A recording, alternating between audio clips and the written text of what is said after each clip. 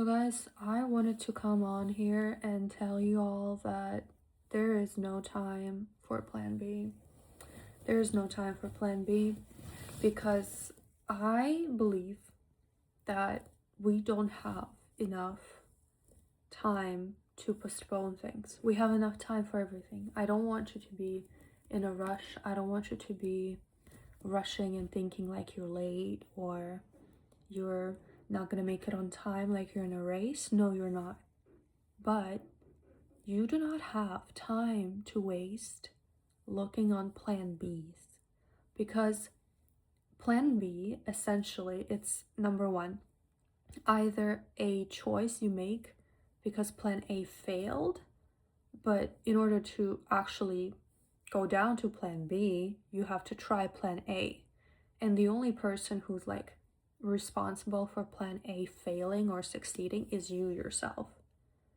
Or you never actually allow yourself to try the thing that you actually want, which is plan A.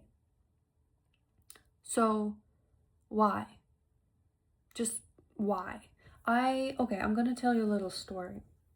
I want to tell you a little story. I met this girl in college, my very first semester of college, and she was so nice. She had this like kind teacher energy, and I loved her so much. Like, I don't know why. I felt like she was my older sister or something. She already graduated. She was back here for a couple of years after like working abroad for a couple of years, and she came back to the college to work for the college. And she was like 26 maybe at the time.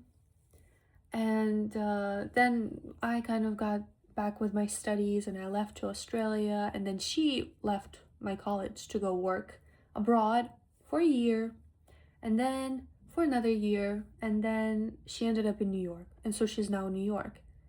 Guess how old she is? She's 30. She's 30 this year. And I think 30s is the new 20s. Okay, like I believe that. But she spent almost 8 years like this. She graduated, she went to that teaching position abroad for like a year and a half. Then she came back, she spent a couple years here, she spent a couple years there, and bam, you're 30. And 50 years ago, when you were 30, you were supposed to have 2 kids. Like my mom had my younger brother at 30 years old.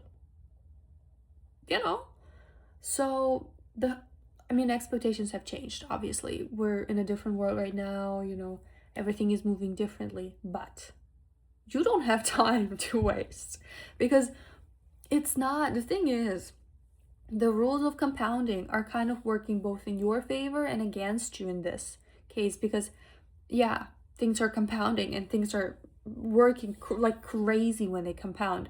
But the question is, what exactly are we compounding here? Like, what exactly are you compounding? Because if it's something good, something you want more of, nice. If it's something you don't want more of, why are you compounding it?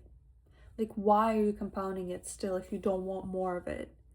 And so if you take a path after graduation, or like when you're 20, 25, 23, if you take a path that you don't like, that you don't want more of, why are you compounding it? Basically, every single day you go to a job that you hate, you're compounding what you don't want.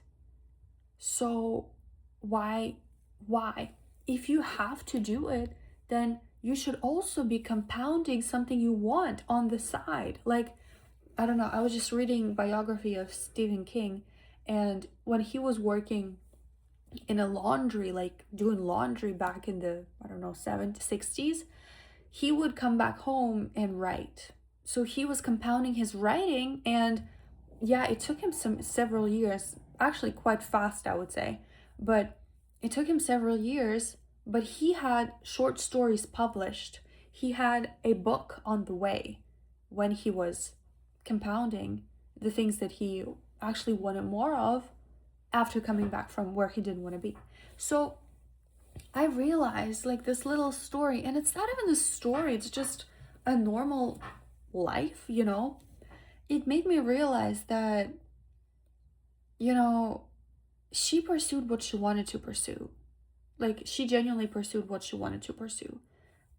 A career in, I don't know what it was, education, I guess. I don't know. But it makes sense. And now at 30, she is looking back 8 years, almost 8 years, right? And seeing, yeah, I've built this, I've compounded this. Can she pivot? Yes, she can pivot at any moment, but this is what she has now. This is the experience that you've had. So living through those experiences, it's like, I don't know how to explain it, but it's a choice. It's not about how much you've achieved. It's not about how much you've achieved. It's how close to what you wanted those experiences were, in a way. You know, because if you choose, okay, let's think about it that way. If you choose the most optimal thing at any given point in time, you optimize the function. I mean, there's some math thing behind that, but it's like the greedy algorithms, right? Like, I don't know if people do CS, but maybe they remember them. So basically, if you choose the thing that you think is the best for you at any given point in time, then you basically are living your dream life.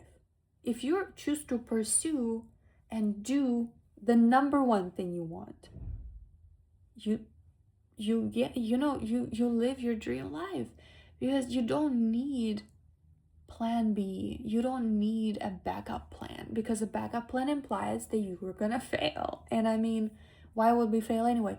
But it's also about settling, and you don't have time to settle, because there is no time. And I mean, life is long, but if you keep choosing at every given moment in time, if you keep choosing something that is not, I like it by 50%, it's okay, I can take it, is that really worth it? Like, are you really enjoying it? Because later is not gonna come. We can be postponing things to a distant future. I'm gonna work hard here, I'm gonna prepare, and then I'm gonna do it.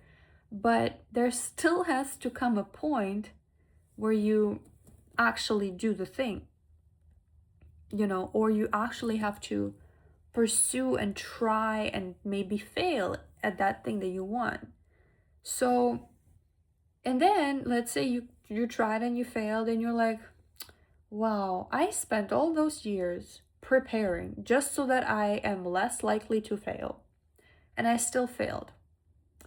What else should I do? You should try again, because like, if you just keep preparing, you won't, like, you cannot guarantee, like, you cannot reduce your likelihood of failing by preparing. You can reduce your likelihood of failing by succeeding, and to succeed you have to keep trying doing that thing. Yeah. So this is what I wanted to say. There's no time for plan B. I'm not saying it to rush you, but I'm saying it to just inspire you to go after your plan A, I guess. Because it's scary, but I mean, why not?